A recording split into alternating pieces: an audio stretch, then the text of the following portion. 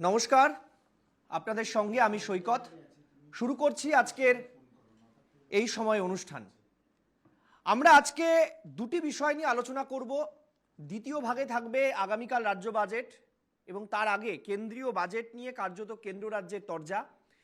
কিন্তু প্রথমেই আমরা আলোচনা করব যে গতকাল এনকেটিভি বাংলার একটি টেলিফোনিক সাক্ষাৎকারে কংগ্রেসের প্রদেশ সভাপতি শুভঙ্কর সরকার একটি বিস্ফোরক মন্তব্য করেন।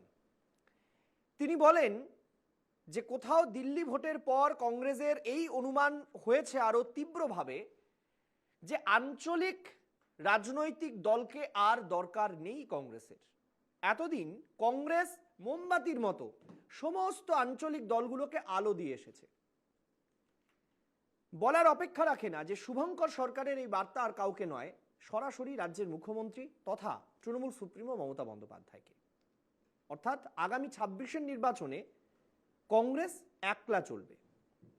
যদিও মমতা বন্দ্যোপাধ্যায় গতকালই দলের পরিষদীয় বৈঠকে তিনি জানিয়ে দেন যে কোনো রাজনৈতিক দলকে তাদের দরকার নেই, ২৬-এর নির্বাচনে তারা একলাই যাবেন। বাকি রইল আইএসএফ এবং কংগ্রেস, সিপিএম। তাদের কি অবস্থান হবে? কংগ্রেস সিপিএম কি জোট হবে? সেই জোটে কি আইএসএফ থাকবে নাকি আইএসএফ আলাদাভাবে লড়াই করবে? যদি কংগ্রেস সিপিএম জোট হয় বা জোট না হয়, যদি লড়াই ত্রিমুখী, দ্বিমুখী বা চতুর্মুখী হয়, তাহলে আখেরে লাভ কার?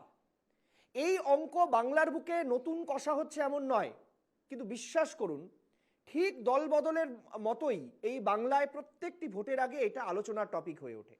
কিন্তু এবার কংগ্রেসের এই যে বক্তব্য, অর্থাৎ শুধু একলা চলা নয়, কোনো আঞ্চলিক দলের সঙ্গে জোটবদ্ধ হতে আর রাজি নয় কংগ্রেস। মমতা বন্দ্যোপাধ্যায় বহুদিন ধরে বলছেন কংগ্রেসের এই মনোভাব আসলে দাদাগিরি, আসলে বিগ ব্রাদার মনোভাব। কংগ্রেস যদি একলা চলতে গিয়ে হোঁচট খায়, যদি কংগ্রেস যা ফল আশা করছেন সেটা না হয়, তাহলে আখেরে লাভ তৃণমূলের। এই পাটিগণিতে, এই রাজনীতির পাটিগণিতে আজ আরেকবার একটু পেছনে ফিরে দেখা হাঁটা দেখুন। লোকসভার আগে ইন্ডিয়া জোট তৈরি করেছিল বিজেপি বিরোধী দলগুলি, কিন্তু ভোটের আগে থেকেই জোটে জট তৈরি হয়। অধীর চৌধুরীর নেতৃত্বাধীন প্রদেশ কংগ্রেস নেতৃত্বের ভূমিকায় প্রশ্ন তোলে তৃণমূল। এক কথায় কংগ্রেসের সঙ্গে দূরত্ব বজায় রাখছিলেন মমতা। দিল্লিতে ২০২০ সালে আপের সঙ্গে জোট করে ভোট লড়লেও ২৫-এর নির্বাচনে তা হয়নি। ইন্ডিয়া জোটের অনেকেরই অভিযোগ ভোট কাটুয়া হয়ে কংগ্রেস সুবিধা করে দিয়েছে বিজেপিকে, কিন্তু কংগ্রেস তা মানতে নারাজ। কংগ্রেসের দাবি দুর্নীতি ও প্রত্যাশা না পূরণ করায় হেরেছে আপ। সামনে বিহার সহ একাধিক রাজ্যে বিধানসভা ভোট। রাজনৈতিক মহলের মতে আপের দিল্লি বিদায়ে সিঁদুরে মেঘ দেখছে বিজেপি বিরোধী দেশের আঞ্চলিক দলগুলি। কিন্তু তৃণমূলের মুখে উল্টো সুর। মমতা বন্দ্যোপাধ্যায় স্পষ্ট জানিয়ে দিয়েছেন ২/৩ সংখ্যাগরিষ্ঠতা নিয়ে তৃণমূলই বাংলায় ক্ষমতায় ফিরবে। বাংলায় তৃণমূল একাই লড়বে, কারো সাহায্যের প্রয়োজন নেই। বাংলায় ২৬-এর ভোটে কোনো রকম জোট নিয়ে সোমবার সব সম্ভাবনায় জল ঢেলে দিয়েছেন মমতা বন্দ্যোপাধ্যায়। আর প্রদেশ কংগ্রেস সভাপতি শুভঙ্কর সরকার এনকেটিভি বাংলাকে জানালেন কোনো আঞ্চলিক দলকে কংগ্রেস মোমবাতি হয়ে আর আলো দেবে না। অ্যাকচুয়ালি দিল্লি নির্বাচনের পর বহু আঞ্চলিক দলের হারে কাঁপুনি ধরে গেছে। আমাদের এটা খুব ভালো লাগছে। কংগ্রেস মনে করে যে আমরা আমাদের মতো লড়াই করব। কংগ্রেস অ্যাকচুয়ালি মোমবাতি হয়ে বহু মানুষকে আলো দিয়েছে এবং তারা সেই আলোয় সার্থকতা পেয়েছে। কংগ্রেস আর এই কাজটা আগামী দিনে করবে না। শুভঙ্কর সরকারের বার্তায় স্পষ্ট, তৃণমূলের সঙ্গে জোটে আর নেই তারা। তাহলে সিপিএম ও আইএসএফ এর জন্য রাস্তা খোলা রাখছে কংগ্রেস। এখন লড়াই মানুষকে নিয়ে। কি হবে এই ২৬,০০০-এর, কি হবে রাজ্যের বেকার যুবক যুবতীর, কি হবে কৃষকের ফসলের ন্যায্য দামে, এগুলোই হচ্ছে লড়াইয়ের। কি হবে এই চোরদের বিরুদ্ধে লড়াই, কি হবে ধর্ষণকারীদের সাজার দাবিতে লড়াই। সব দিদিমুদির বোঝাপড়ায় ঠিকঠাক হয়ে যাবে আর চোরেরা, ধর্ষকেরা বাইরে বাইরে ঘুরে বেড়াবে। এ চলতে পারে নাকি? এখন এই লড়াইতে আমরা ব্যস্ত আছি। সে নিয়ে অবশ্য এখনই স্পষ্ট ইঙ্গিত মিলবে না, তবে আসন সমঝোতার সম্ভাবনা উড়িয়ে দেওয়া যায় না। তবে যদি লড়াই চতুর্মুখী হয় তাহলে কার লাভ কার ক্ষতি? মহিলা ও সংখ্যালঘু ভোট তৃণমূলের ঝুলিতে গেলে হিন্দু, আদিবাসী ও তপশিলি ভোট বিজেপির দিকে ঝুঁকলে বাম ও কংগ্রেসের ঝুলিতে থাকবে কি? রাজনৈতিক মহলের মতে ভোট কাটাকাটির অঙ্কে আখেরে লাভ হবে তৃণমূলেরই, যদিও বাম ও কংগ্রেসের সাংগঠনিক দিক থেকে 294 আসনে প্রার্থী ও জোর লড়াইয়ের ক্ষমতা নিয়েও প্রশ্ন আছে রাজনৈতিক মহলের একাংশের মনে। তাই কংগ্রেস চাইছে 26শে বিধানসভা নির্বাচনে রাহুল গান্ধী বাংলায় প্রচারে আসুন। কংগ্রেসকে কেন্দ্র করে দিল্লিতে বিরোধী জোটের সরকার তৈরি করতে হলে কংগ্রেসকে নিজেকে অন্তত 150-র বেশি লোকসভা আসনে জিততেই হবে। তার জন্য প্রয়োজনে বিজেপির পাশাপাশি আঞ্চলিক দলের বিরুদ্ধেও লড়াই করতে হবে। এই স্ট্র্যাটেজিতে কংগ্রেস ফেল হলে বিজেপির হাত আরও শক্ত হবে বলে মত রাজনৈতিক মহলের একাংশের। Bureau report, NKTV Bangla. আমি একটু পরিচয় পর্বে আসি। আমাদের সঙ্গে যারা আলোচনায় রয়েছেন, আমার সঙ্গে রয়েছেন স্নেহায়ন সরকার, বিজেপি মুখপাত্র, স্নেহায়নকে স্বাগত। রয়েছেন অর্পণ বন্দ্যোপাধ্যায়, তৃণমূল কংগ্রেস সমর্থক, অর্পণকে স্বাগত।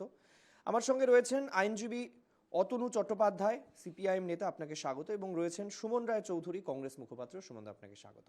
আমি প্রথমে আজকে সুমনদা আপনাকে দিয়ে শুরু করব। তার আগে আমি আপনার একটি বক্তব্য শোনাতে চাইবো, একদম স্পেসিফিক আপনার একটি বক্তব্য, যে বক্তব্যে আপনি কংগ্রেসের মুখপাত্র হিসেবে এবং আপনার ব্যক্তিগত মতামত স্পষ্ট করেছেন যে কেন কংগ্রেসের এই সিদ্ধান্ত, কেন তারা একলা চলতে চাইছেন। দেখুন, 2011 সালে বাংলার মাননীয়া কংগ্রেসের ঘাড়ে পা দিয়ে যদি ক্ষমতায় না আসতো তাহলে ডোল পলিটিক্স করে 2024-2026 অব্দি টেকা যেত না। এই আঞ্চলিক দলগুলো যাদের না আছে কোনো নীতি, না আছে কোনো আদর্শ, এরা হচ্ছে সুযোগ সন্ধানী। এরা বিজেপির হয়ে পর্দার পিছন থেকে অপারেট করে। যেমনি বাংলার মাননীয়া তেমনি অরবিন্দ কেজরিওয়াল। অল্প কিছু আসনের সমঝোতা হলে নিশ্চয়ই হয়তো এই পরিস্থিতি হতো না, কিন্তু কংগ্রেসের জন্যই আপ হেরে গেছে এটা বলা অর্বাচীনের কাজ। আমি সুমনদা আপনার কাছে জানতে চাইছি, আমি একটি শব্দ শুধু তুলে নিচ্ছি। আপনি বলছেন আঞ্চলিক দলগুলি সুযোগ সন্ধানী, না আছে নীতি, না আছে আদর্শ। সুমনদা, সব আঞ্চলিক দল কি আদর্শহীন, নীতিহীন, সুযোগ সন্ধানী? এটা কি কংগ্রেসের জেনারেল স্টেটমেন্ট, নাকি তৃণমূলকে মাথায় রেখে আপনার এই বক্তব্য? দেখুন, তৃণমূল আর আদর্শ, তৃণমূল আর আইডিওলজি, এই দুটো শব্দ তো পাশাপাশি কোনোভাবেই বসানো যায় না। এটা হচ্ছে সবচেয়ে দুর্ভাগ্যজনক বিষয়। আর তৃণমূলের জন্ম তো হয়েছে কংগ্রেসের গর্ভ থেকে। তা যারা কংগ্রেসের আদর্শকে মেনে কংগ্রেস দলে থাকতে পারলো না এবং প্রকারান্তরে বাইরে এসে আলাদা প্যারালাল কংগ্রেস তৈরি করলো, পরে কি ফল দেখলাম? সারা বাংলা জুড়ে দুর্বৃত্তায়ন, চুরি, ডাকাতি, নানা রকম সুকর্মে, কোট আনকোট সুকর্মে লিপ্ত হয়ে পড়লেন এই তৃণমূল কংগ্রেসের নেতারা। তাই আমি বলেছি এদের কোনো আলাদা আদর্শ, আলাদা স্ট্র্যাটেজি, ধর্মনিরপেক্ষতা বলে কিছু জিনিস প্রথম দিকে ছিল, সেটাও এখন কিন্তু সেই ধর্মনিরপেক্ষতা। সুমনদা, প্রদীপ বাবু প্রকাশ্য জনসভায় দাঁড়িয়ে বলছেন মমতা বন্দ্যোপাধ্যায়কে কংগ্রেস থেকে এক্সপেল করা ভুল হয়েছিল, ভুল সিদ্ধান্ত ছিল। তাহলে সেই মমতা বন্দ্যোপাধ্যায় কংগ্রেস থেকে বেরোননি, বের হতে বাধ্য হয়েছিলেন মমতা বন্দ্যোপাধ্যায়। এখন তার ভুল স্বীকার করছেন প্রাক্তন প্রদেশ সভাপতি। আমি একটা কথা বলি, আপনারা প্রদীপ বাবুর বক্তব্যের ফার্স্ট পার্টটা সব মিডিয়া হাউসগুলো দেখালো, সেকেন্ড পার্টটা কেউ দেখায়নি। সেই 90-এর দশক থেকেই মমতা বন্দ্যোপাধ্যায় এবং মমতা বন্দ্যোপাধ্যায় যে অনুগামীদের নিয়ে আলাদা গ্রুপ দলের মধ্যে তৈরি করার চেষ্টা করছিলেন, তারা প্রত্যেকে একটা বার্তা সবসময় দলকে দিচ্ছিল যে আরএসএস পন্থী এদের সঙ্গে সখ্য মেনটেন করে চলো। যদিও সেই সময় বাংলার মাটিতে বিজেপি বা আরএসএস এর ন্যূনতম প্রভাবও ছিল না, কিন্তু এদের মধ্যে একটা ইনক্লাইনেশন ছিল এই গ্রুপটার মধ্যে, সেটাও কিন্তু সর্বভারতীয় কংগ্রেস লক্ষ্য করেছিল। এক, দ্বিতীয় কথা হচ্ছে যখন সর্বভারতীয় সভাপতি কলকাতায় উপস্থিত রয়েছে এবং কংগ্রেসের প্লেনারি সেশন চলছে কলকাতায়, সারা ভারতবর্ষ থেকে কংগ্রেস প্রতিনিধিরা এসে উপস্থিত হয়েছে, সেখানে আমি শৃঙ্খলা ভঙ্গ করলে দল আমায় নৈবেদ্য দিয়ে সাজাবে না। আমি দলের সভাপতিকে ব্যান্ড পার্টির ক্যাপ্টেন বলে যদি আক্রমণ করি, তাহলে সেই দল কখনো তাকে, সে যত পোটেনশিয়াল লিডারই হোক, সেই দল কখনো তাকে মাথায় করে রাখবে না। এইটা সেই জন্য প্রদীপবাবুর বক্তব্যটা পুরো কোট করবেন, হাফ নয়। ফার্স্ট হাফটা সব মিডিয়া হাউস কোট করেছে, সেকেন্ড পার্টটা কেউ দেখায়নি। ইচ্ছা করলে আমার মোবাইলে আছে, আমি আপনাকে পাঠিয়ে দেবো। 2, মমতা বন্দ্যোপাধ্যায় বেরিয়ে এসছেন, দল ছেড়ে চলে গেছেন, প্রদীপবাবু দুঃখ করেছেন কি দুঃখ করেননি সেটা পরের কথা। আপনি একটা জিনিস বলুন, এই যে মমতা বন্দ্যোপাধ্যায় আজকে বলছেন, যদিও সেই প্রসঙ্গে এখনো অবধি আপনি এসে পৌঁছননি, এই যে মমতা বন্দ্যোপাধ্যায় বলছেন আপের সঙ্গে কংগ্রেসের লড়াই না হলে বিজেপি জিততে পারতো না, এত ভালো ফল করতে পারতো না, বা আপ জিতে যেত, এই যে সব কথাগুলো বলছেন, আমি বাংলার মাননীয়াকে একটা প্রশ্ন করতে চাই। আপ যখন, যেটা আমি আমার ভিডিও বার্তাতেও বলেছি, আপ যখন হরিয়ানাতে চলে গেল, তখন মমতা বন্দ্যোপাধ্যায় আপকে বারণ করলেন না কেন? আপ যখন গুজরাটে গিয়ে 13% ভোট কাটলো কংগ্রেসের, তখন বাংলার মাননীয়া বারণ করলেন না কেন? আজকে হঠাৎ বারণ করার কি প্রয়োজন আছে? আরে কংগ্রেস দল, এটা তো একটা রাজনৈতিক দল, এটা তো ভারত সেবাশ্রম সংঘ নয় যে অ্যাডজাস্টমেন্ট করে এই আঞ্চলিক মুদিখানাগুলোকে আমরা। কিন্তু সুমনদা, এটা দিল্লি ভোটের পর আপনাদের এই উপলব্ধি হলো কেন? লোকসভার সময় কথাগুলো বললেন না কেন? লোকসভা নির্বাচনের সময় কেন বললেন? আমরা তো মমতা বন্দ্যোপাধ্যায়কে উত্তর দিচ্ছি। উপলব্ধি আমরা তো সব সময় হাত বাড়াচ্ছি যে একটা ধর্মনিরপেক্ষ গণতান্ত্রিক জোট ভারতবর্ষে পার্মানেন্টলি প্রতিষ্ঠিত হোক, যাতে সাম্প্রদায়িক কোনো দলের রাজনৈতিক পরিসরে কোনো জায়গা না থাকে। তো তাই আমরা লোকসভার সময় সেখানে আপ নেই, তৃণমূল নেই, তাহলে আছে কারা? না, ওনারা তো বলছেন ওনারা কি রয়েছেন, আবার আমাদের গালাগালিও করছেন, আমাদের জোটকে ক্ষতিগ্রস্ত করছেন, আবার কংগ্রেসের বিরুদ্ধে প্রার্থী দিচ্ছেন, সবই তো ওনারা করছেন। স্ববিরোধিতা কাকে বলে? দেখুন, এতগুলো তো দল রয়েছে, এই ইন্ডিয়া জোটের মধ্যে ডিএমকে রয়েছে, ডিএমকের সঙ্গে আমাদের কোয়ালিশন সরকার চলছে তামিলনাড়ুতে। এই ইন্ডিয়া জোটের মধ্যে ঝাড়খণ্ড মুক্তি মোর্চা রয়েছে, তাদের সঙ্গে আমাদের কোয়ালিশন সরকার চলছে ঝাড়খণ্ডে। কোথাও তো কোনো সমস্যা হচ্ছে না। এখানে ফল যাই হোক, উদ্ধব ঠাকরেরা রয়েছে ইন্ডিয়া জোটে, তাদের সঙ্গে আমরা একসঙ্গে ভোট করেছি। এটা দাদাগিরি একমাত্র যত সমস্যা আসে এই আপকে নিয়ে। আর না, আপনি বলছেন সুমনদা যে কংগ্রেস অ্যাকচুয়ালি দাদাগিরি করছে না, কংগ্রেস রিয়ালাইজেশনের কথা বলছে, তাই তো?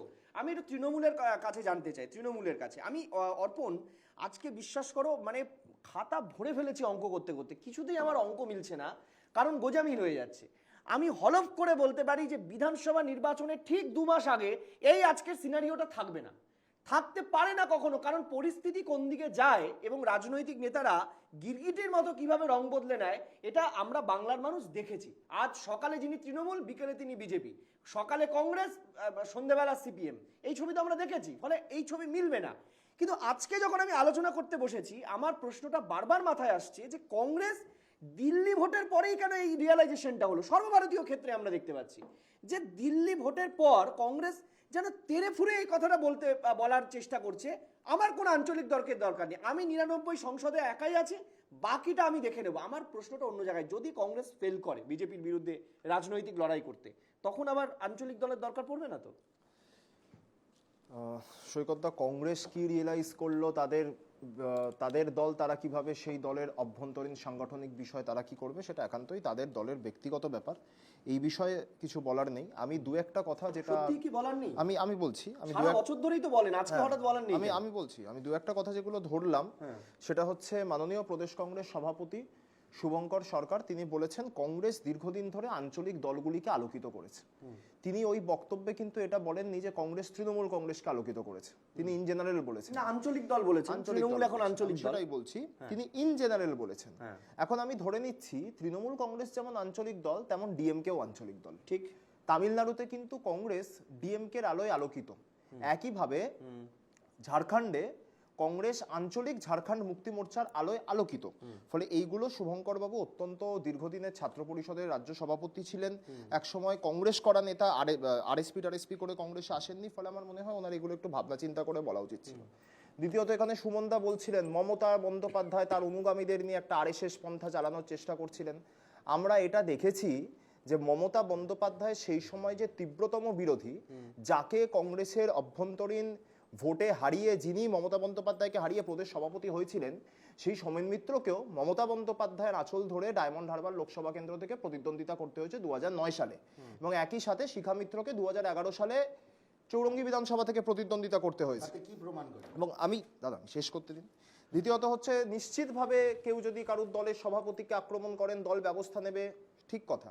তো একইভাবে আমরা দেখেছিলাম বর্তমানে বিজেপিতে আছেন আইনজীবী কৌস্তভ বাগচি, তিনি ক্যালকাটা হাইকোর্টে চিদম্বরম সাহেব এসছেন, তাকে যেভাবে অসভ্যতাম করেছিলেন, তারপর কৌস্তভ বাগচির বিরুদ্ধে কংগ্রেস এরকম কোনো কঠোর অবস্থান গ্রহণ করেছিল বলে জানি না। এখন বিষয়টা হচ্ছে, আমাদের বক্তব্য অত্যন্ত স্পষ্ট। আমরা 2014 সাল থেকে বলে আসছি যে রাজ্যের বুকে তৃণমূল কংগ্রেস 2014, 16, 19, 21, 24 এবং 26-এও একা লড়াই করবে। এখানে আমাদের দলের যে সাংগঠনিক ক্ষমতা রয়েছে এবং মানুষের যে সাড়া আমরা পাই প্রতিটি নির্বাচনে, তাতে আমরা অত্যন্ত কনফিডেন্ট আছি। অর্পণ, এখানে তুমি 11টা খুব মানে কশাসলি বললে না। 11তে কংগ্রেসের সাপোর্ট না হলে মমতা বন্দ্যোপাধ্যায় সরকারটা গঠন হতো। 11তে প্রদেশ কংগ্রেস আমাদেরকে সাপোর্ট করেছিলেন, প্রণব মুখোপাধ্যায় সেতুবন্ধনের দায়িত্বে ছিলেন, আমি যদি খুব ভুল না করি। তার জন্য প্রদেশ নেতৃত্বকে এড়িয়ে নয়, এমন তো নয় যে প্রদেশ নেতৃত্বের ইচ্ছে ছিল না আইসিসি জোর করে চাপিয়ে একদম দিয়েছে। এড়িয়ে নয়, কিন্তু অত্যন্ত আপনি যখন এতগুলো ভোটের কথা বললেন 11টা বলা উচিত ছিল। আমি বলছি অত্যন্ত তাৎপর্যপূর্ণভাবে সময়ের কথা অত্যন্ত ছোট, নিশ্চিতভাবে আমি ছোট ছিলাম, আমার তখন 13 বছর বয়স ছিল, আমি সেটাই যাচ্ছি না। কিন্তু এটা আমার মনে আছে যে সেই সময় প্রদেশ কংগ্রেসের সভাপতি যিনি ছিলেন, আজকে তিনি কংগ্রেস ছেড়ে বীতশ্রদ্ধ হয়ে তৃণমূল কংগ্রেসে যোগদান করে রাজ্যসভার সাংসদ, বর্তমানে রাজ্যের সেচ মন্ত্রী মানস রঞ্জন ভূঁইয়া। ফলে যিনি প্রদেশ নেতৃত্বের পক্ষ থেকে তৃণমূল কংগ্রেসের সাথে এই সেতুবন্ধনটিতে দায়িত্ব পালন করেছিলেন, তাকেও কিন্তু কংগ্রেস ছাড়তে হয়েছে, তিনি কংগ্রেসে থাকতে পারেননি। ফলে নিশ্চিতভাবে আমি একটা কথা বলে শেষ করব, সেটা হচ্ছে আমাদের দলবদলে কি আমি বলছি একটা ব্যক্তির দলবদলে একটা দলের সিদ্ধান্ত পাল্টে যায়। মানে আপনি বলছেন সেদিন মানস ভূঁইয়ার ইচ্ছেতেই হয়েছিল, কোন কংগ্রেস কর্মী মমতা বন্দ্যোপাধ্যায়কে সরকারে দেখতে চাননি। আপনি তো একজন ব্যক্তিকে, আপনি একটা ব্যক্তি, যারা মমতা বন্দ্যোপাধ্যায়কে আপনি মানেন কি মানেন না? মানস ভূঁইয়ার ইচ্ছে হলো তৃণমূল কংগ্রেসে যোগদান দিল, সরকার গঠন হয়ে গেল, মমতা বন্দ্যোপাধ্যায় শপথ নিলেন। কংগ্রেস ব্যক্তিকেন্দ্রিক দল যেমন নয়, তেমন কেউ কেউ আবার কংগ্রেসের পরিবারতান্ত্রিক দল বলে। আমি বলছি আপনি মানস ভূঁইয়ার কথা বললেন, আমি মেনে নিলাম, কিন্তু মানস ভূঁইয়ার ইচ্ছেতেই তো সেদিন সরকার গঠন হয়নি, নিশ্চিতভাবে কংগ্রেস ছিল না। এটাও তো ঠিক কথা যে আমরা বারংবার সংবাদ মাধ্যমে জেনেছি যে প্রদেশ কংগ্রেসের একাংশই 2024 সালেও তীব্র তৃণমূল বিরোধিতা করা এই বিষয়টার বিরোধী ছিলেন, এবং সংবাদ মাধ্যম সূত্রেই আমাদের জানা তাদের সবচেয়ে বেশি বিরোধিতা ছিল অধীর চৌধুরীর বিরুদ্ধে। সে অধীর বাবুই তখন দায়িত্বে নেই। এখন বিষয়টা তাহলে কংগ্রেসের বিরুদ্ধে আপনাদের অবস্থান কি সেটা স্পষ্ট করুন আগে, 26-এর নির্বাচনের আগে। বাংলার মানুষ জানতে চায় যে শুভঙ্কর বাবু কি অধীর বাবুরই ছায়া নিয়ে ঘুরছেন। কংগ্রেসের বিরুদ্ধে আমাদের যে অবস্থান পশ্চিম বাংলার বুকে, সেই অবস্থানই আমাদের সিপিআইএম এবং বিজেপির বিরুদ্ধে। অর্থাৎ তৃণমূল কংগ্রেস একা লড়বে 2026-এ, এবং আমরা নিশ্চিত মমতা বন্দ্যোপাধ্যায় যেমনটা বলেছেন 2/3 বেশি আসন নিয়ে মানুষের আশীর্বাদে দল। বেশ, আমার আজকের আলোচনা যারা শুনছেন বিভিন্ন রাজনৈতিক দলের ব্যক্তি, তারা আমরা যেন মনে রাখি যে তারা কিন্তু এই কথাগুলোকে আমাদের মাথায় রাখছেন। আবার এই শোয়ে বসেই যদি কথা কখনো পাল্টে যায়, তখন মানুষ সেটাও মাথায় রাখবেন। আমি একটুখানি সিপিএম এর কাছে আসতে চাইছি, অতনুর কাছে। অতনু, এই বাংলায় এত বৈচিত্র্য রাজনীতিতে, আমি বৈচিত্র্য যদি ঢুকে যাই তাহলে একটা চ্যাপ্টার হয়ে যাবে। আমার একদম স্ট্রেট একটা প্রশ্ন, যে হঠাৎ কংগ্রেসের কেন আঞ্চলিক দলের প্রতি এত ঘৃণা, বিতৃষ্ণা, এত এত এত এই কথাগুলো কেন এখন আওড়ানো হচ্ছে? এর কারণটা কি, লজিকটা কি? কংগ্রেস কি অতিরিক্ত আত্মবিশ্বাসী হয়ে যাচ্ছে? কংগ্রেস তার ক্রাইসিসে ভুগছে, অথবা হতে পারে কংগ্রেস মারাত্মক আত্মবিশ্বাসী হয়ে গেছে, যে তারা মনে করছে যে কোনো কারোর দরকার নেই, একাই চলবে। দেখুন, কংগ্রেসের আত্মবিশ্বাসী না ক্রাইসিসে ভুগছে, এটা তো কংগ্রেসের তরফ থেকে সুমনদা আছেন, সুমনদা সেটা সবচেয়ে ভালোভাবে বলতে পারবেন। তবে এটা তো ঠিক যে বিগত নির্বাচনগুলোতে আমরা দেখেছি যে একের পর এক নির্বাচনে, এই যে হরিয়ানার কথা বললো, বা শুধুমাত্র হরিয়ানা কেন, যদি গোয়ার ভোট দেখো সৈকত, গোয়ার ভোটে হচ্ছে কংগ্রেস প্রার্থী বিজেপির প্রার্থীর কাছে হেরেছেন 300 ভোটে কোনো কেন্দ্রে, সেখানে তৃণমূল কংগ্রেস গিয়ে 1100 ভোট কেটে নিয়ে বসে আছেন। তাহলে তৃণমূল কংগ্রেস যদি কোনো রাজ্যে গিয়ে ভোটে ঢুকতে পারে, সেখানে গিয়ে ভোট ইয়ে করতে পারে, তাহলে হচ্ছে বাকিদের ক্ষেত্রে ভোটে দাঁড়ানো কোনো ব্যাপার না। আর তৃণমূল কংগ্রেসও বলছে আমরা একলা চলবো, সে ওদের দল, ওদের ব্যাপার। কিন্তু এখন যেটা দেখার, যেটা আমরা বারবার করে বলছি, এই মুহূর্তে দাঁড়িয়ে রাজ্যের যে সমস্ত আশু সমস্যা, এই কেন্দ্রে বিজেপি এবং রাজ্যে তৃণমূল এবং বিজেপি উভয়, এদের সরানোর জন্য একদম মানুষের ঐক্যবদ্ধ আন্দোলন, মানুষের ঐক্যবদ্ধ লড়াই। এবং সে লড়াইয়ে আমরা নিশ্চিত যে কংগ্রেসও সেই লড়াইয়ে হচ্ছে মানুষের যে পক্ষের অবস্থান নেবে, এবং বাকি তৃণমূল কংগ্রেস যেভাবে জনবিরোধী অবস্থান নিয়ে এসছে ইত্যাদি, তো সেগুলো তো রয়েছে। আর আমি শুধু একটা খুব ইন্টারেস্টিং লাগলো, অর্পণ সত্যি মানে অনেক ছোট ছেলে আমাদের থেকে বয়সে, এই যে ওই মানস ভুঁইয়ার কথা বললো, আমার সাথে একটা কথা মনে করিয়ে দেবো, ওই কোন মামলা হয়েছিল 302, মানে তখনকার একটা খুনের ধারায়, সুমনদা জানে, হ্যাঁ কোন এক জানা, এবং তারপরে অদ্ভুতভাবে সুমনদা মনে আছে হয়তো, মানস ভুঁইয়া তৃণমূল জয়েন করার পরেই চার্জশিট থেকে মানস ভুঁইয়ার নামটা বাদ চলে গেল। তারই নাম ছিল, 1 নম্বর প্রথম নাম ছিল মানস রঞ্জন ভুঁইয়া, এবং তারপরে যেই দিন মানস ভুঁইয়া হচ্ছে তৃণমূল কংগ্রেস জয়েন করলো, তারপরেই হচ্ছে পুলিশ সাপ্লিমেন্টারি চার্জশিট দেয়, মানস ভুঁইয়ার নামটা বাদ যায়। ঠিক যেমনভাবে হচ্ছে অঙ্কিতার নাম ছিল না, ওর বাবা ফরওয়ার্ড ব্লক ছেড়ে যেই তৃণমূলে জয়েন করলো, মেয়ের নাম টপকে হচ্ছে 1 নম্বরে চলে আসলো। এই পাইয়ে দেওয়ার নীতি, এটাকে না ঠিক জনভিত্তি বা হচ্ছে আদর্শের প্রতি টান বলে না, এটাকে হচ্ছে টোপ দিয়ে নিয়ে যাওয়া বলে। বেশ, আমি অর্পণ কিছু এক লাইন আমি তারপরে এক লাইনে বলবো, সেটা হচ্ছে বারবার আমাদের যে গোয়া, ত্রিপুরা, মেঘালয় এই ব্যাপারটা নিয়ে আক্রমণ করা হয়, এটা মনে রাখতে হবে যে গোয়া, ত্রিপুরা বা মেঘালয়ের ইলেকশন হয়েছে 2024-এর ইন্ডিয়া জোট তৈরি হবার আগে। এবং তৃণমূল কংগ্রেসের মমতা বন্দ্যোপাধ্যায় যে কথা বলেছেন যে ইন্ডিয়া জোট, এখনো আমরা যদি ধরে নিই যে ইন্ডিয়া জোটটা এক্সিস্ট করছে, তো সেই জোটের জোট সঙ্গী যেমন কংগ্রেস, না, অর্পণ আমি একটু মনে করিয়ে দিই, অর্পণ মমতা বন্দ্যোপাধ্যায় এই কথা বলেছিলেন 2019 সালের নির্বাচনের সময় 1:1 ফর্মুলার কথা। আমি দায়িত্ব নিয়ে বলি, অ্যাবসলিউটলি তিনি এবং বলেছিলেন। তখন কিন্তু ইন্ডিয়া জোট না থাকলে, তখন কিন্তু গঠবন্ধন নাম ছিল, তখন মহাজোট নাম ছিল, বিরোধীদের মহাজোট। ইউনাইটেড প্রগ্রেসিভ এটাও বলতে হবে, ইন্ডিয়া জোট যেরকমভাবে আনুষ্ঠানিকভাবে তৈরি হয়েছিল, সেই রকম ভাবে 2019-এর আগে এমন আনুষ্ঠানিকভাবে কোনো জোট তৈরি হয়েছিল বলে আমাদের জানা নেই। না, আনুষ্ঠানিক জোটের প্রয়োজন কি? ব্রিগেডের সভা, আরে আনুষ্ঠানিক জোটের প্রয়োজন কি অর্পণ? কিন্তু বিজেপি বিরোধিতায় সমভাবাপন্ন রাজনৈতিক দলগুলো একত্রিত, এখানে তো কোনো আসন সমঝোতার বিষয় নয়। ইন্ডিয়া জোট কোনো আসন তুমি সমঝোতার মঞ্চ ছিলই না। একদম সঠিক কথা বললে। বিজেপি বিরোধিতায়, এই যে টার্মটা ইউজ করে না, বিজেপি বিরোধিতায় সমমনোভাবাপন্ন হতে হবে। যারা তোমার মনে আছে 90-এর দশকের, মানে তোমার নিশ্চয়ই মনে আছে, আমি নাম বলছি না, খবরের কাগজের ফ্রন্ট হেডলাইন ছিল প্রয়োজন হলে বিজেপিকে ফ্রন্টে এনে লড়বো, নিচে তৎকালীন অগ্নিকন্যার ছবি। তাদের বিজেপি বিরোধী মনোভাব কি করে হবে? আরে বিজেপি বিরোধী মনোভাব সরানোর জন্য অটল বিহারী বাজপেয়ী আর জ্যোতি বসু গলায় একে অপরের গলায় হাত দিয়ে ছবি আমরা দেখেছি। তোমার নেত্রী বরাবর আরএসএস ইনক্লাইন ছিল, বরাবর আরএসএস ইনক্লাইন ছিল। আরে কোন তৃণমূলের কাছে বিজেপি বিরোধিতার কথা? না, অর্পণ যে তৃণমূলে অন্তত 10টা এমএলএ এমপি আছে, নাম বলে দিতে পারবেন আপনারা। এই যারা হচ্ছে তাদের প্রথমবার এই যে সেটিং এর আইনসভায় পা রাখে, আপনারা আউড়ে যাচ্ছেন জোট প্রার্থী হিসেবে। আপনাদের দলে ডাইভার্ট হয়ে যাচ্ছে, ডাইভার্ট হয়ে যাচ্ছে। আরে এটা ইতিহাসের ক্লাস নয়, প্লিজ, এটা ইতিহাসের ক্লাস নয়। না, অর্পণের দলের এক গাদা নেতা আছে যারা প্রথমবার আইনসভায় পা রাখে জোট, মানে জোটের, মানে তৃণমূল এবং বিজেপি জোটের প্রার্থী হিসেবে। তাদের কাছ থেকে বিজেপি বিরোধী লড়াই শিখতে হবে। আমি বিজেপির কাছে যাব, তাদের কাছ থেকে বিজেপি বিরোধী লড়াই শিখতে হবে। তাহলে সময়ের প্রয়োজনে নরেন্দ্র মোদীর এটাই ছিল স্লোগান, আব মজবুত সরকার চাইয়ে না মজবুর সরকার চাইয়ে। অর্থাৎ মজবুরের যদি আমি একটুখানি সন্ধি বিচ্ছেদ করি, তিনি বলতে চেয়েছিলেন এমন একটা রাজনৈতিক প্রেক্ষাপট তৈরি হয়েছে যে প্রেক্ষাপটে আসন সমঝোতা বা তারা মতানৈক্য কোনোদিন হতে পারবে না। বারবার আমরা দেখেছি ভোটের আগে এই স্লোগান দিতে। কিন্তু এটাও ঠিক যে মেজরিটির ক্ষেত্রে যদি দেখি যে কংগ্রেস সবচেয়ে বেশি সিট পেয়েছে এই দলগুলোর মধ্যে, যদিও কংগ্রেস সবচেয়ে বেশি আসনে প্রার্থী দিয়েছিল, সম্ভবত বোধহয় 350-র উপরে তারা প্রার্থী দিয়েছিল গোটা দেশে। আমি স্নেহন এইটা জানতে চাইছি যে তোমরা কি এখন গ্যালারি শো দেখছো এই মুহূর্তে? না দেখো, যখন এই ইন্ডিয়া জোটটা তৈরি হয়েছিল এবং যখন লোকসভা ইলেকশন হয়েছিল, তখন তোমাদের স্টুডিওতে বসেও আমি অন্তত বা আমাদের বাকি মুখপাত্ররা একটা কথা বারবার বলেছিলাম যে এই জোটটা যে সরকারে আসার কথা বলছে, এরা 5 বছর সরকার চালানো দূরে থাক, এরা 6 মাস বা 5 মাস বিরোধী দলে রাখতে পারবে না। আজকে তার প্রমাণ তারা নিজেরাই দিচ্ছে। বিষয়টা হচ্ছে গিয়ে দেখো, বিষয়টা হচ্ছে গিয়ে যে কংগ্রেস 92 পেয়ে এদের মধ্যে ফার্স্ট বয়, হ্যাঁ, কিন্তু আবার এটাও সত্যি, এটাও বলেছিল যে মমতা বন্দ্যোপাধ্যায় বিজেপির বি টিম হিসাবে কাজ করছেন। এই সুমন বাবুরাই বলেছিলেন যে মমতা বন্দ্যোপাধ্যায় আসলে বিজেপির লোক হয়ে এই ইন্ডিয়া জোটকে ভেঙে দিতে চাইছেন। না সেটা তো এটা 24-এর নির্বাচনের আগে আমরা শুনেছি। খালি একটা লাইন, স্নেহায়নকে আমি জাস্ট সাপ্লিমেন্ট করছি।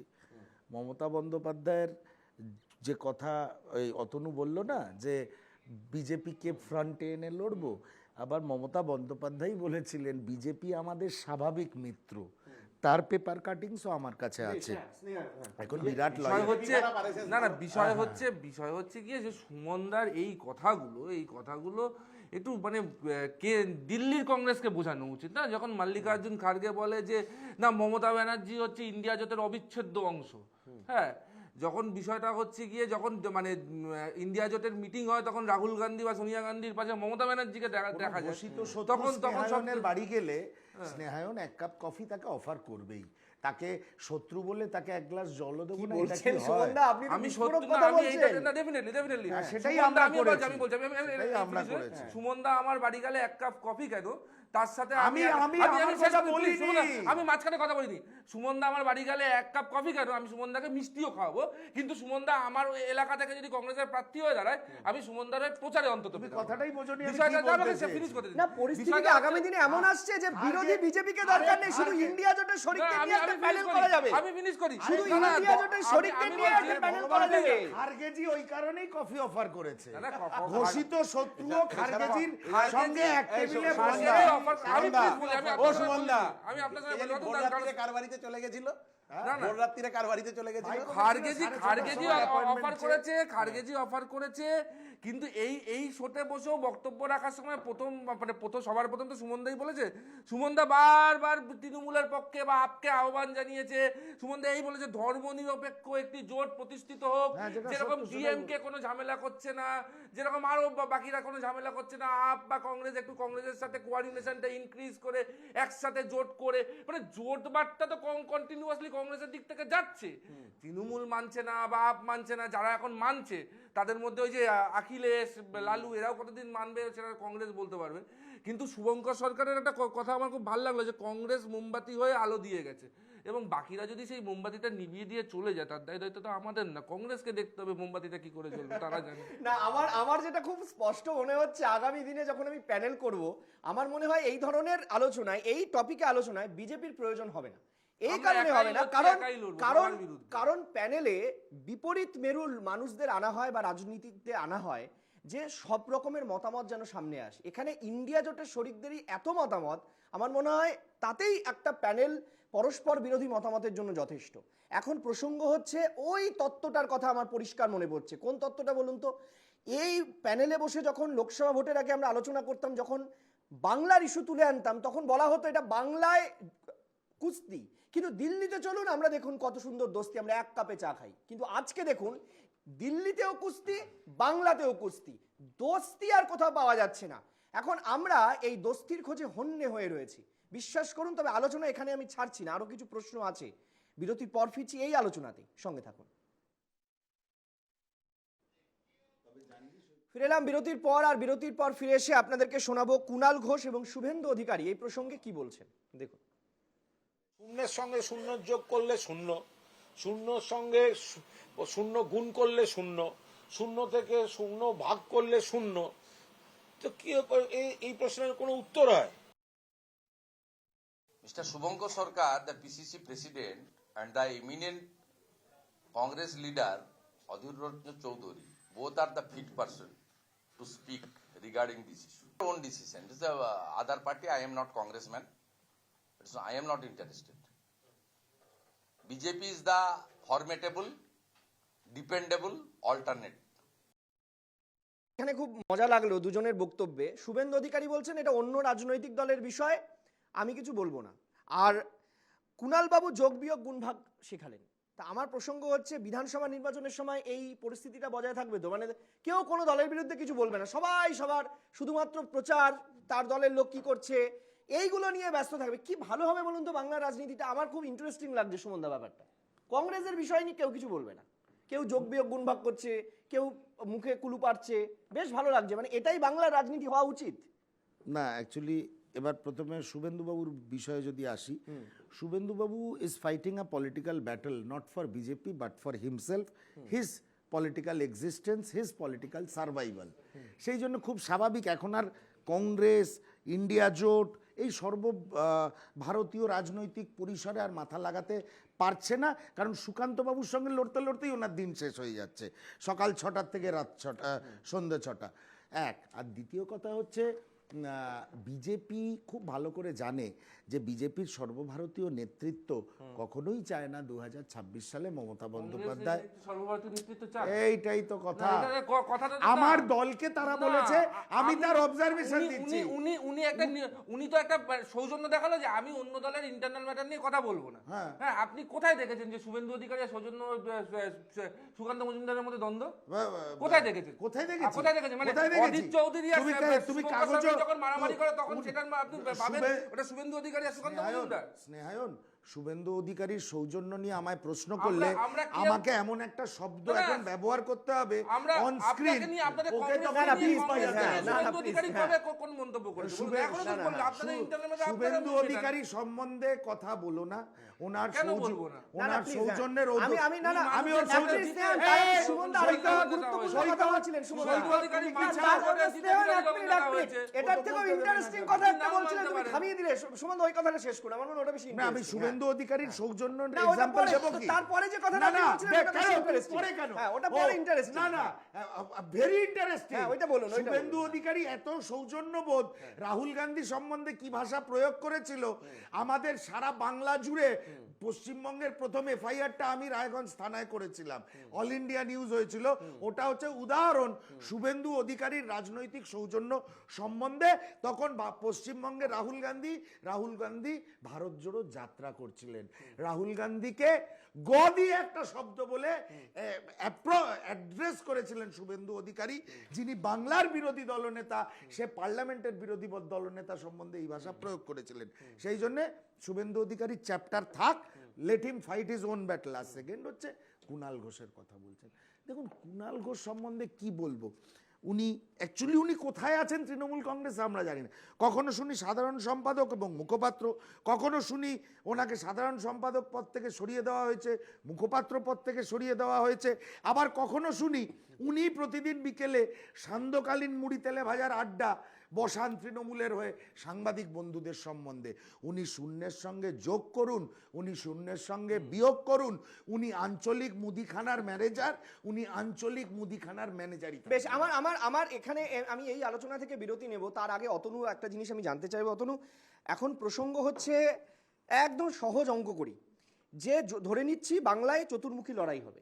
চতুর্মুখী লড়াই এই কারণে, কারণ এখনো জোটের কোনো কথা, আসন সমঝোতার কথা ওঠেনি। যদি চতুর্মুখী লড়াই হয়, সংখ্যালঘু মহিলা ভোট মমতা বন্দ্যোপাধ্যায়, আমি বলছি না, বিগত দিনের ইতিহাস বলছে। হিন্দু ভোট শুভেন্দু অধিকারী একাই দায়িত্ব নিয়েছেন, তিনি বলেছেন সব হিন্দু এক হও।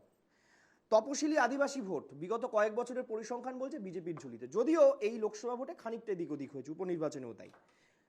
তাহলে সিপিএম কি পাবে, কংগ্রেস কি পাবে? সব ভাগাভাগি হয়ে গেল অলরেডি। সৈকত, এই যে ভাগাভাগি কথাটা বললে, আচ্ছা এটা কি এই যে বললে তৃণমূল বলছে, শুভেন্দু বলছে, আচ্ছা এটা কি শুধুমাত্র বলা? এটা আসলে একটা পরিকল্পিত ন্যারেটিভ কেন বলছি? স্বৈরাচারের এটা একটা স্বভাবজাত চারিত্রিক বৈশিষ্ট্য, যেখানে মানুষকে মানুষ নয়, ভোটার, বিভিন্ন অবজেক্ট এগুলো হিসেবে বিবেচনা করা। এগুলো একটা আসলে ফ্যাসিবাদী ট্রেন্ড। এটা দুইজনই তো একই হচ্ছে আরএসএসেরই বাই প্রোডাক্ট সব, এই বিজেপি বলো, আপ বলো, তৃণমূল বলো, তাই সবার কথাবার্তা কোথাও গিয়ে এক হয়ে যায়। আমাদের বক্তব্য খুব পরিষ্কার যে এই দেশের জন্য বিজেপি শত্রু, এ রাজ্যের গণশত্রু, এ রাজ্যের জন্য তৃণমূল এবং বিজেপি উভয়ই রাজ্যের মানুষের শত্রুতে পরিণত হয়েছে। একের পর এক দুর্নীতি, চাকরি বিক্রি, বালি বিক্রি, গরু বিক্রি, কয়লা বিক্রি, সমস্ত কিছু করতে করতে আজকেও রাজ্যের বেকার ছেলেমেয়েরা হচ্ছে গিয়ে বেকার মেলা বসিয়ে সেখানে চপ ভেজে প্রতিবাদ জানিয়েছেন। এই গোটা রাজ্য সরকারটা আসলে কোলাপসড হয়ে গেছে দুর্নীতিতে। কাজেই এই রাজ্য সরকারের বিরুদ্ধে একদমভাবে আমাদের সার্বিক লড়াই এবং ঐক্যবদ্ধ লড়াই। বেশ, এইবার আমি একটা ছোট্ট তথ্য আপনাদেরকে দিই। মমতা বন্দ্যোপাধ্যায় তিনি সেই সময় তৃণমূল কংগ্রেস তৈরি করেছেন। এবার মমতা বন্দ্যোপাধ্যায় সেই সময় বিজেপির মন্ত্রিসভায় তিনি রয়েছেন, অটল বিহারী বাজপেয়ীর মন্ত্রিসভায়, বিজেপির মন্ত্রিসভায় মমতা বন্দ্যোপাধ্যায়। আবার যে কংগ্রেসকে নিয়ে এখন এত কথা হচ্ছে, সেই কংগ্রেসের সমর্থনে মমতা বন্দ্যোপাধ্যায় 2011 সালে সরকার গঠন করেছেন। তৃণমূলের কিছু নেতা যারা ভোটের আগের দিন পর্যন্ত তৃণমূলে থাকেন, ভোটের ঠিক কিছুদিন আগে অক্সিজেনের অভাবে তারা বিজেপিতে চলে যান। আবার যখন বিজেপি তুলনামূলকভাবে তারা তাদের স্থায়িত্ব প্রমাণ করতে পারেন না, তখন বিজেপির অক্সিজেনের অভাবে তারা আবার তৃণমূলে চলে আসেন।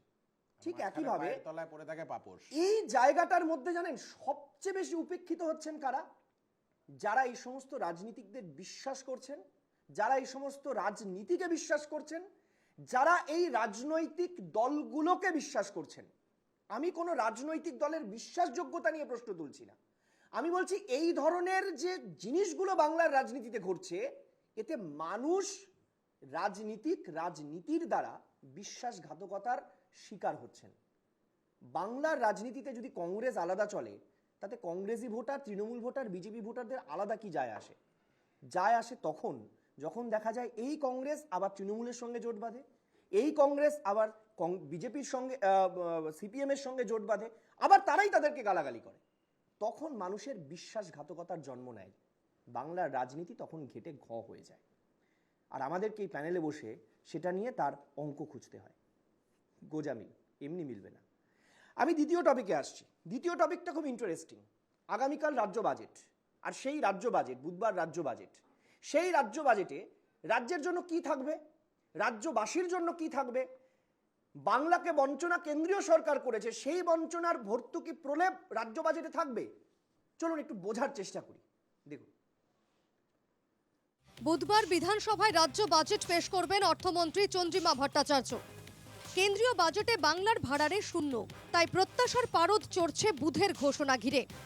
কারণ 26-এর বিধানসভা নির্বাচনের আগে এটাই মমতা বন্দ্যোপাধ্যায় সরকারের পূর্ণাঙ্গ বাজেট।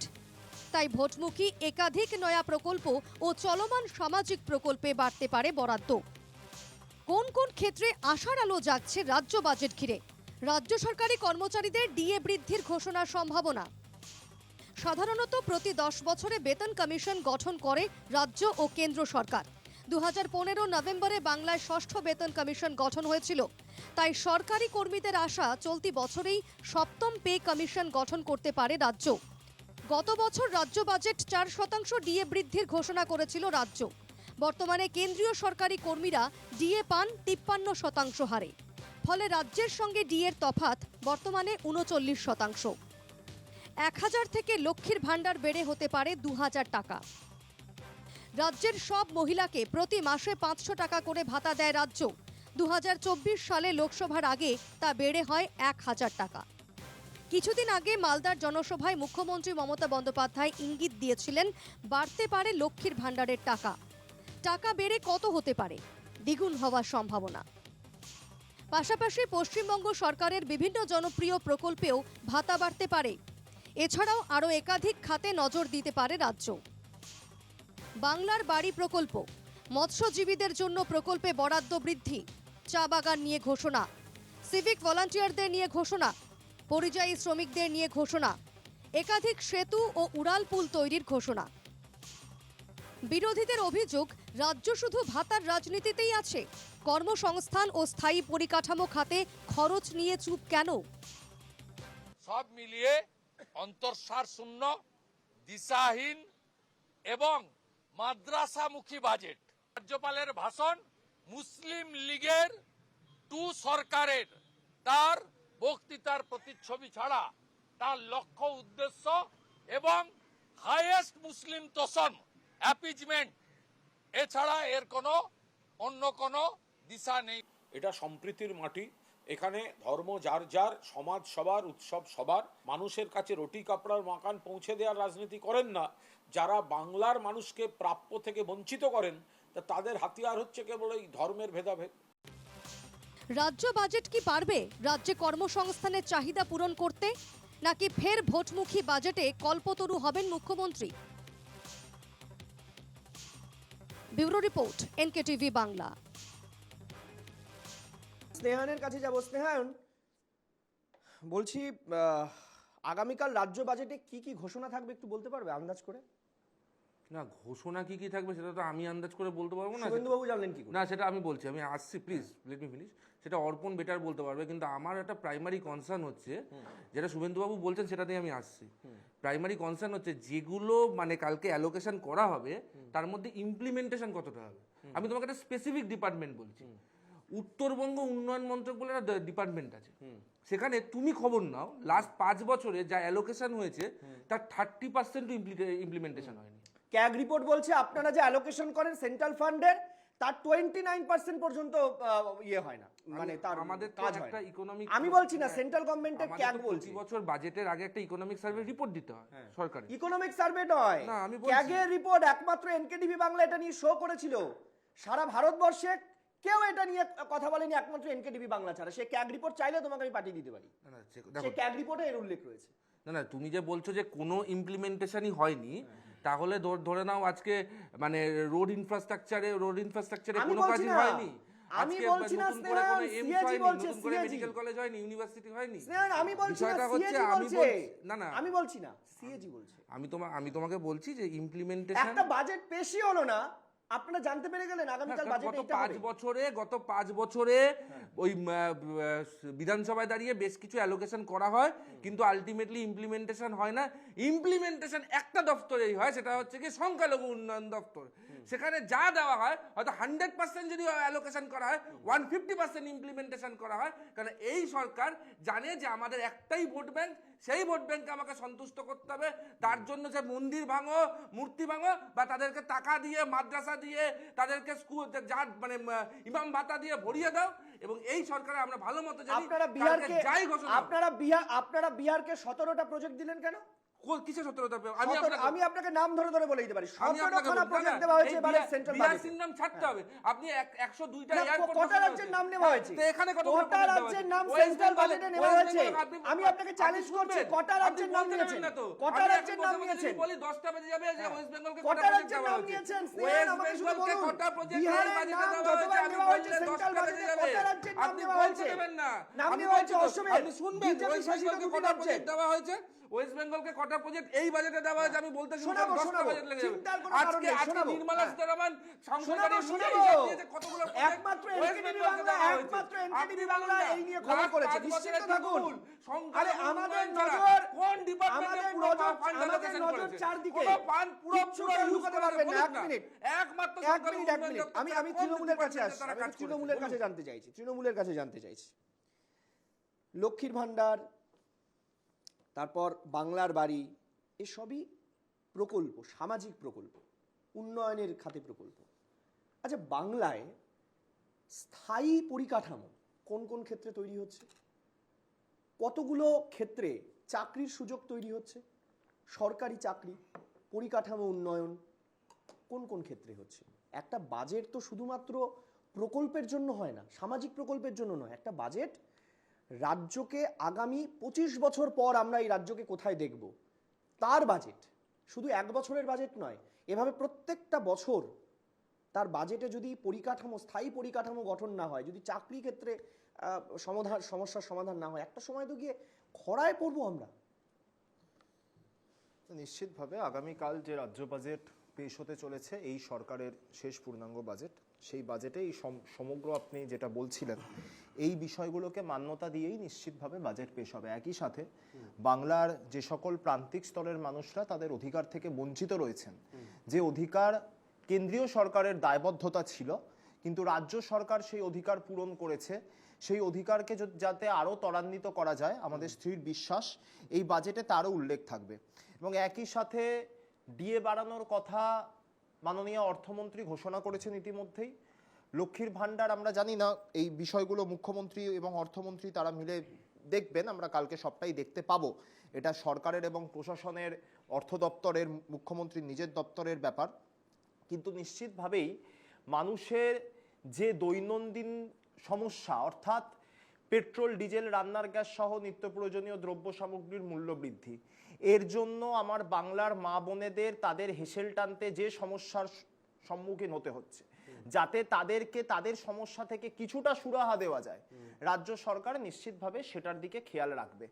এবং একটা নির্মলা সীতারমনজির পক্ষ থেকে একটি ডেটা দেওয়া হয়েছিল যে রাজ্যে নাকি পশ্চিম বাংলায় সবচেয়ে বেশি জব কার্ড বাতিল হয়েছে। ইতিমধ্যেই তৃণমূল কংগ্রেসের পক্ষ থেকে দলগতভাবে এবং রাজ্য সরকারের পক্ষ থেকেও জানানো হয়েছে যে এই তথ্যটি সম্পূর্ণ মিথ্যা, বরং বিজেপির অ্যালির যারা যারা রয়েছে, যেমন ধরুন বিহার, সেখানে এনডিএ সরকার চলছে, বা মধ্যপ্রদেশ বিজেপির সরকার, উড়িষ্যা বিজেপির সরকার, উত্তরপ্রদেশ বিজেপির সরকার, সেখানে অনেক বেশি সেখানে অনেক বেশি পরিমাণ। এখানে কিছু সমস্যা হয়নি যেটা আমরা বলিনি, আমরা বারংবার বলেছি বুথ স্তরে সমস্যা হয়েছে, কয়েক লক্ষ বুথ রয়েছে রাজ্যের বুকে। হ্যাঁ, আমি সেটাই বললাম যে আপনি যে কথাগুলো বললেন যে চাকরির কথা, সরকারি চাকরি যাতে আরো বেশি মাত্রায় স্থায়ী পরিকাঠামোর মানোন্নয়ন যাতে করা যায়, সেই বিষয়গুলো আমাদের বিশ্বাস, এবং নিশ্চিতভাবে এটা বিশ্বাসের কথা নয়, এটা আপনি যখন এই কথা বলছেন, আজকে সংসদে দাঁড়িয়ে বাংলার বাজেটের ঠিক আগের দিন বিভিন্ন রাজ্যের প্রশ্নের উত্তর দিতে গিয়ে নির্মলা সীতারামন কার্যত বিস্ফোরক, বাংলায় তিনি কি করেছেন তার ফিরিস্তি দিয়েছেন। একটু শোনাবো আমি কি বলেছেন।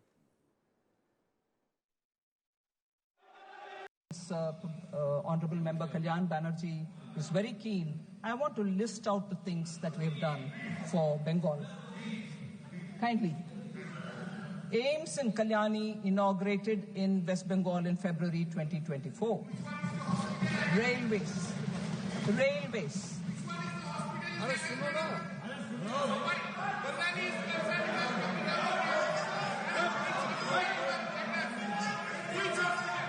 Roadways. Over 2,309 kilometers of national highway constructed in West Bengal since 2014. In August 2024, the CCEA approved 4-lane Kharagpur-Moregram National High Speed Corridor, 231 kilometers at a capital total cost of 10,247 crore, West Bengal. Social infrastructure and efforts for West Bengal in that direction. 38 lakh houses built for the poor under PM Awas. 93 lakh tap water connection provided on Jal Jeevan Mission, West Bengal. 83 lakh household toilets built under Swachh Bharat Mission, West Bengal. 494 Jan Aushadhi Kendras operationalized in West Bengal. 5.3 crore Jan Dhan accounts opened, West Bengal. 5 crore Mudra accounts sanctioned for West Bengal.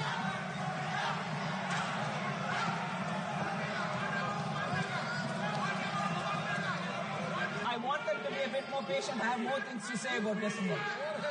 I have more things. I'll come to you. मैं आ रही हूँ. UP में आ रही हूँ. Please wait. I have more things to say for Bengal.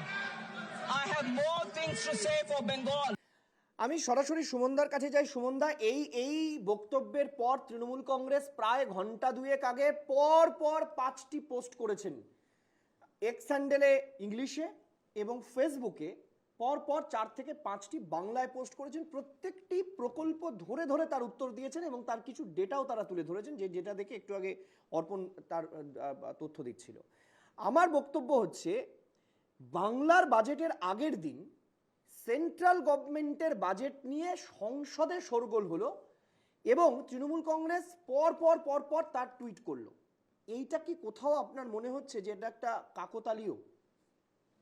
Actually ব্যাপারটা কি, বাংলায় যে কাল বাজেট পেশ হতে চলেছে, আমরা যতদূর মমতা বন্দ্যোপাধ্যায়কে বা মমতা বন্দ্যোপাধ্যায়ের সরকারকে বা তার আর্থিক নীতি জানি বা দেখেছি এত বছর ধরে, সবটাই তো হচ্ছে প্রো ইলেকশন, নির্বাচনকে কেন্দ্র করে, নির্বাচনের দিকে চোখ রেখে, সবই তো কর্মকাণ্ড মমতা বন্দ্যোপাধ্যায়ের। তাই এবং যে বঙ্গবাসীদের যেই সমাজটা যারা খুঁটিয়ে পরীক্ষা নিরীক্ষা করে যে আদতে বাংলায় যে বাজেট বিধানসভায় পেশ করা হবে তার থেকে আদতে ইনফ্রাস্ট্রাকচারাল ডেভেলপমেন্ট হলো কতটা, পরিকাঠামো উন্নয়ন হলো কতটা, চাকরির এমপ্লয়মেন্ট জেনারেশনের সুযোগ কতটা, সেই সম্প্রদায়টা বা সেই শ্রেণীর চোখটা কেন্দ্রীয় সরকারের দিকে ঘুরিয়ে দাও। সাধারণ মানুষের জন্য উপঢৌকন রয়েছে, ডোল পলিটিক্স রয়েছে, এবারও হয়তো দেখতে পাবেন আরও 4টে নতুন প্রকল্প ঘোষণা হয়ে যাবে, কারণ সামনে নির্বাচন রয়েছে।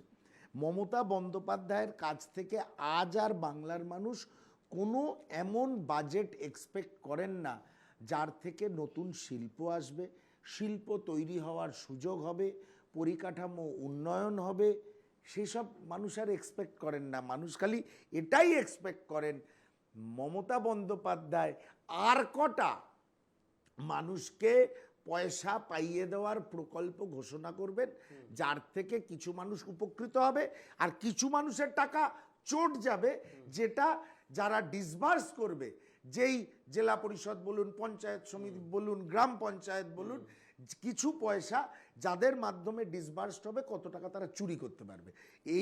এই আঙ্গিকেই মমতা বন্দ্যোপাধ্যায়ের বাজেট আমরা আমি একটু শোনাবো যে কল্যাণ বন্দ্যোপাধ্যায়, কথা আরো একবার বলি শেষ করার আগে, মমতা বন্দ্যোপাধ্যায় রাজ্যের মুখ্যমন্ত্রী, উনি রাজ্যের ভালো চান। কল্যাণ বন্দ্যোপাধ্যায়রা চেঁচাচ্ছেন সংসদে গিয়ে, ও স্নেহায়নরা পয়সা আটকে রাখে, এদের পয়সা দেয় না। আমি একটা কথাই বলবো, আগেও কংগ্রেস নেতৃত্ব বলেছিল বাংলার বকেয়া পয়সার জন্যে সর্বভারতীয় প্রতিনিধি দল যদি মমতা বন্দ্যোপাধ্যায় ইনভাইট করতো, আমরা নিশ্চয়ই যেতাম, provided paper should be transparent. সেটা মমতা বন্দ্যোপাধ্যায় কোনোদিন দিতে পারবে। বেশ, আমি উত্তর নেব, তার আগে শোনাবো যে কল্যাণ বন্দ্যোপাধ্যায়ের উত্তরে বা নির্মলা সীতারামনের প্রশ্নের উত্তরে কি বলেছেন। Nothing has been said by the Honorable Finance Minister. He is blaming all the states. States are not spending money. States are not spending money. Then what for you are? When you have released the fund to the state, you have not given the data. Which state is not in a position to spend? You have not releasing the data. Nothing is there. He is comparing with the UPA 1, UPA 2. Listen, UPA 1, UPA 2, UPA 2 did not work properly. That's the reason UPA 2 has been taken, people has rejected them. Now you have come for 10 years. What you have done, you tell us. Completely dissatisfactory answer, very politically motivated, biased, vindictive. Atanu, আমার যেটা এখানে concern যে DA বাকি এখনো পর্যন্ত অনেকটা পরিমাণ DA বাকি, যদিও রাজ্য সরকার বলছে এই পরিমাণ ডিএ দেওয়া আমার পক্ষে কাজ নয়, বা ডিএ অধিকার বলেও রাজ্য সরকার মনে করে। হ্যাঁ, এখানে দাঁড়িয়ে আমার যেটা মনে হচ্ছে যে আগামীকাল, যেটা কংগ্রেস মুখপাত্র বললেন, যে যদি ডোল পলিটিক্স, এই ধরনের পাইয়ে দেওয়ার রাজনীতি, সামাজিক প্রকল্পের সামনে কোথাও একটা ভোট রাজনীতির অঙ্ক কষা, এইটা যদি আগামী দিনে এইভাবেই চলতে থাকে এবং এটাই যদি ভবিষ্যৎ রাজনীতি হয়, যেমন শুভেন্দু অধিকারী বলছেন আমরা ক্ষমতা এলে 3000 টাকা পাইয়ে দেবো, মানে এটাই বাংলার রাজনীতির ভবিষ্যৎ। কি হবে বিজেপির আমলের বাজেটে, তার এখন থেকে আমরা একটা অনুমান করতে পারি যদি বিজেপি রাজ্যে আসে। সৈকত, তুমি বলার সময় খুব একটা ঠিক প্রশ্ন করেছিলে, তৃণমূলের যিনি মুখপাত্র তাকে বলেছিলে, এবং খুব সঙ্গত কারণে উনি সেটা এড়িয়ে গেছেন। এই যে সামাজিক প্রকল্পগুলোতে আর্থিক সংস্থান বৃদ্ধি ইত্যাদি ইত্যাদি বলছো, এক তো প্রথম কথা হচ্ছে এই যে আর্থিক সংস্থান বৃদ্ধি করবে, এই টাকাটা আসবে কোথা থেকে? বাজেটে ইনকামের রাস্তা কোথায়? আবগারি আর বিদ্যুৎ বিক্রি, এই দুটো ছাড়া হচ্ছে সরকার, এই ধারালো সরকারের বাকি রইল ধার, আর তো কোনো রাস্তা নেই ইনকামের। তুমি দেখো ইনকামের রাস্তা নেই কেন? কারণ এটাতে হচ্ছে কি একদম পরিষ্কার, মানে এর জন্য বিশাল রকেট সায়েন্টিস্ট হতে হয় না, অর্থনীতিবিদ হতে হয় না। রাজ্যের ইনকাম দাঁড়িয়ে থাকে ভারী শিল্পের উপরে।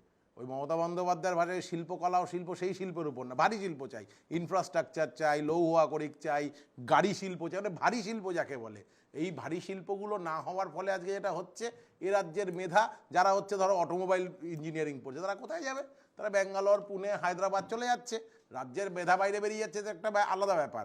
আর এই রাজ্যে যেটা মুশকিল হচ্ছে, একটাও কোনো শিল্প না থাকায় রাজ্যের ইনকামের সোর্স হয়ে দাঁড়াচ্ছে একমাত্র ধার, আর নইলে মদ বিক্রি, এর বাইরে, আর নইলে হচ্ছে বিদ্যুৎ বিক্রি। এর বাইরে রাজ্যের অর্থসংস্থানের কোনো ইঙ্গিত গত তুমি 10-12 বছরের বাজেটে কোথাও তুমি দেখেছো যে রাজ্যের অর্থসংস্থান কীভাবে হবে? রাজ্য সে ব্যাপারে কোনো পরিষ্কার ধারণা দিয়েছে? এই যে এত বড় বড় করে যে বিশ্ব বাংলা সম্মেলন, এত কিছু বাণিজ্য সম্মেলন, কী কী সব হচ্ছে, প্রত্যেকবার এক কথা বলা, এত লক্ষ কোটি টাকাটা কি প্রপোজড ইনভেস্টমেন্ট। পরের বারে গিয়ে আর কেউ বলতে শুনলাম না যে আগের বারে 15 লক্ষের মধ্যে কত লক্ষ কোটি টাকা হচ্ছে এবারে এলো। কারণ হবে কি করে? শিল্পপতিরাও জানে 4টে বড় বড় বুলি দিয়ে দিলে হচ্ছে হয়ে গেল, বাকি বিশ্ব বাংলা সম্মেলন, এইসব সম্মেলন করার খরচ তোলার মতো হচ্ছে গিয়ে কোনো প্রপোজড হচ্ছে ইকোনমিক্যাল কোনো প্রপোজাল আসে না এই রাজ্যের কাছে। আর আসবে কি করে সৈকত? যে রাজ্যের সরকার ক্ষমতায় আসার 3 মাসের মধ্যে একটা তৈরি হওয়া কারখানাকে ডিনামাইট দিয়ে উড়িয়ে সেখানে সর্ষে চাষ করে, শিল্পপতিরা জানেন সে রাজ্যে ভূতের ভবিষ্যৎ থাকলেও সে রাজ্যে শিল্পের কোনো ভবিষ্যৎ নেই, যার জন্য আজকে রাজ্যের বেকার যুবকদেরকে ওই রাস্তায় বসে হচ্ছে গিয়ে কোথাও পাপড় বেচতে হচ্ছে, কোথাও হচ্ছে চা বেচতে হচ্ছে। আর সবচেয়ে বড় কথা যে তুমি বললে ডিএ ইত্যাদি ইত্যাদি, এমন একটা সরকার চলছে যারা চাকরি করতে চায় সরকারি চাকরি তারা রাস্তায় বসে আছে, যারা চাকরি করছে তারা ডিএর জন্য রাস্তায় বসে আছে। অর্পণের গোটা one-liner, সরকার সবাইকে রাস্তায় অর্পণের ওয়ান লাইনার একদম সময় নেই। একদম দুটো কথা বলবো। সুমন দাদেরকে আমি প্রচন্ড শ্রদ্ধা করি, কারণ 1977 সাল থেকে দলটা ক্ষমতায় নেই, তা অত্যন্ত নিষ্ঠা সহকারে কংগ্রেস করছেন। কিন্তু সুমন দা আর অতনু দাদের সমস্যা হচ্ছে, আমি বুঝতে পারছি যে ওনাদের দল তো দীর্ঘদিন পশ্চিমবঙ্গ বিধানসভাতে বাজেট পেশ করতে পারে না, এবং 2021 সালের পর থেকে আবার নীল হয়ে গেছে। ফলে অতনুদা যেমনটা বললো, এই রাজ্যে ভূতের ভবিষ্যৎ আছে কিনা জানি না, তবে সিপিআইএম এর কোনো ভবিষ্যৎ নেই। বেশ, চোরেদের ভবিষ্যৎ আছে তো, চোরেদের ভবিষ্যৎ আছে। ওই যে এক চোর মুখপাত্র বসে আছে, সিপিআইএম এর তুমি প্রমাণ করতে পারবে দুদিন মানে সিপিএম প্রমাণ করতে পারবে। আমার সময় নেই, সিপিএম আরো বেশি সময় নেই, এর কাজ শেষ করতে হবে। অনেক ধন্যবাদ চারজনকে তাদের মূল্যবান সময় আমাদের সঙ্গে ভাগ করার জন্য। অনেক ধন্যবাদ স্নেহায়ন, অর্পণ, অতনু এবং সুমন দা, অনেক ধন্যবাদ প্রত্যেককে। নমস্কার।